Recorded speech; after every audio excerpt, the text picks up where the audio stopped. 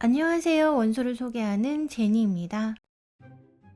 오늘은 우리나라 한강 작가가 노벨 문학상을 수상한 기념으로 제가 읽은 한강 작가의 작품들을 소개하려고 해요. 늦은 감이 있지만 그래도 간단히 소개해 보겠습니다. 제가 읽은 책들이에요. 원래 이 손이 있었는데 오늘은 한국 최초 그리고 아시아 여성 최초로 노벨 문학상을 수상한 한강 작가를 예우하는 차원에서 이 손을 쓰도록 하겠습니다. 채식주의자와 채식주의자의 영어 번역서 The Vegetarian 이고요. 소년이 온다와 영어 번역서 Human Acts 그리고 작별하지 않는다 입니다. 작별하지 않는다의 영어 번역서 We Do Not Part는 현재 구하기 어렵고요. 주문해도 1월 하순에 받을 수 있어요. 여기까지는 제가 원래 가지고 있던 책이고요. 한강 작가의 노벨 문학상 수상 소식이 알려진 이후에 우리도 노벨 문학상 작품을 원소로 읽을 수 있게 됐다는 열기에 동참해 저도 이 두 권을 더 구입했습니다.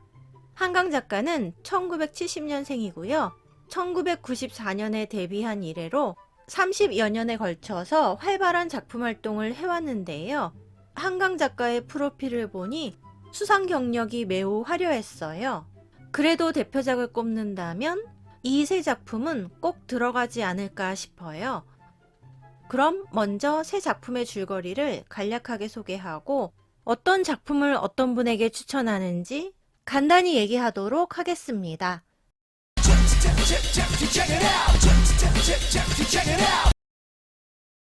첫 번째 소개할 책 채식주의자는 어느 날 갑자기 채식주의를 선언한 영애의 이야기예요.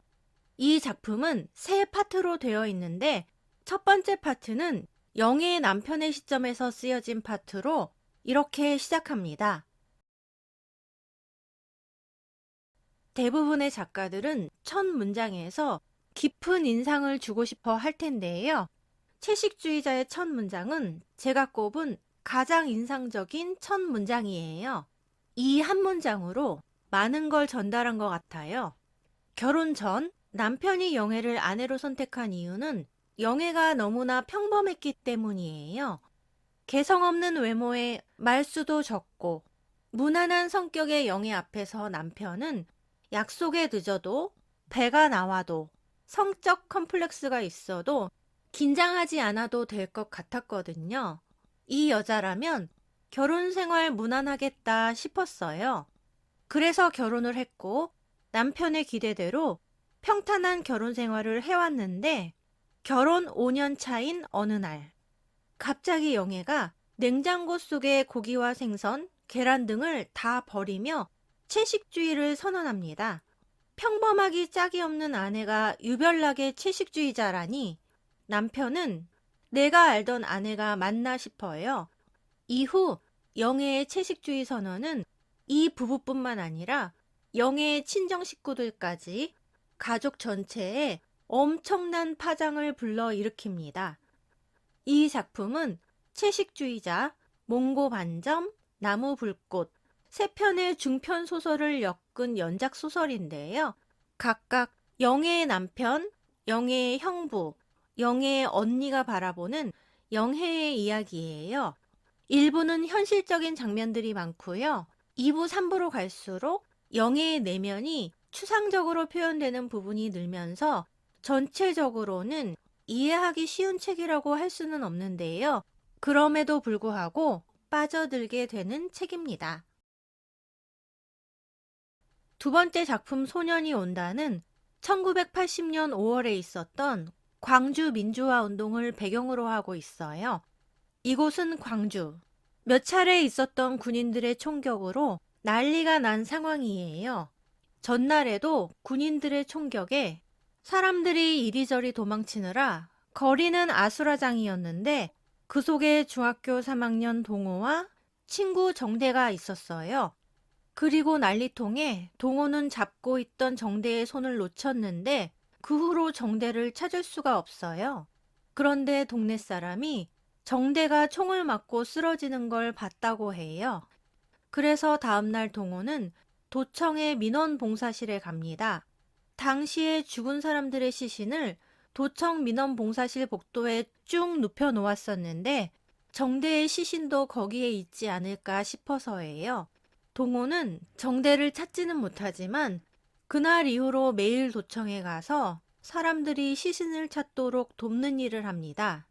그런데 그로부터 며칠 후 군인들의 총 공격이 있었고 그날 동호는 군인들의 총에 죽음을 맞게 돼요. 소년이 온다는 6개의 장과 에필로그 총 7챕터로 되어 있는데 각각의 챕터가 어떤 식으로든 동호와 인연이 있는 사람 7명의 이야기예요.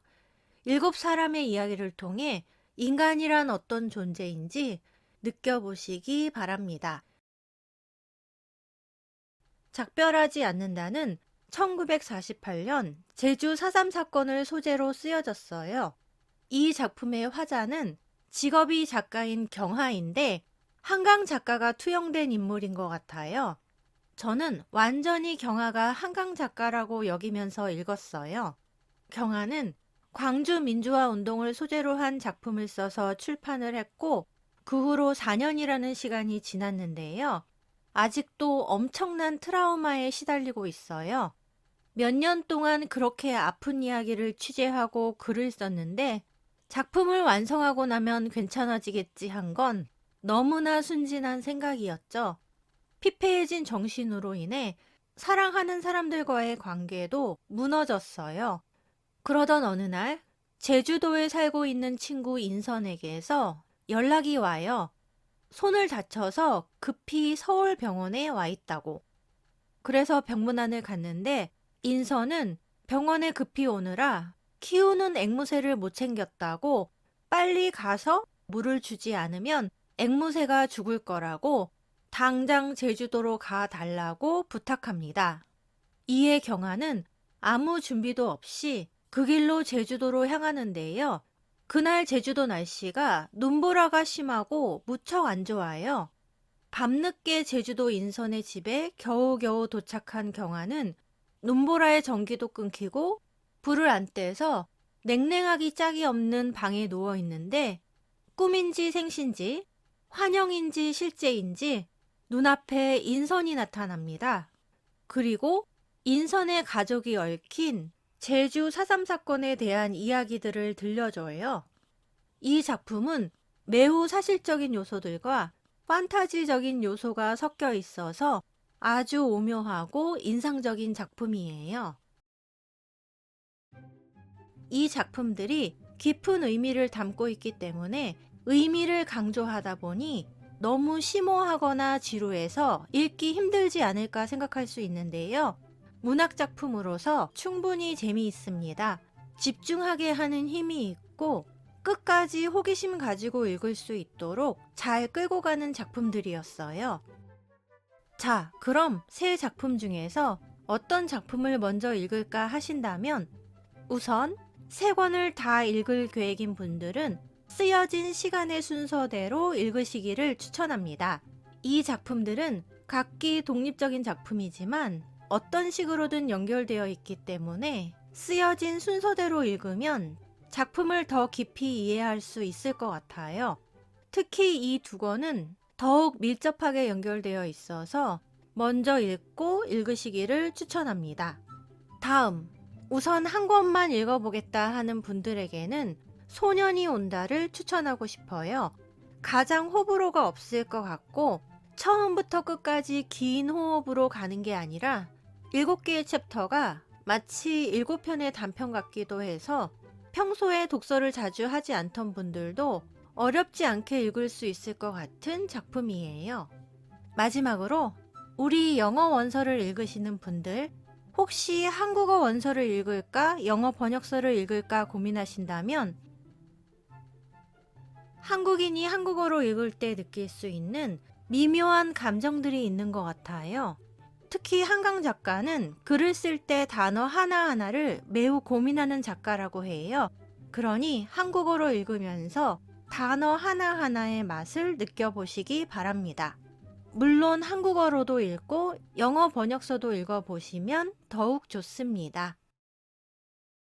그럼 오늘도 읽고 싶은 책을 찾으셨기 바라며 다음 편에서 만나요.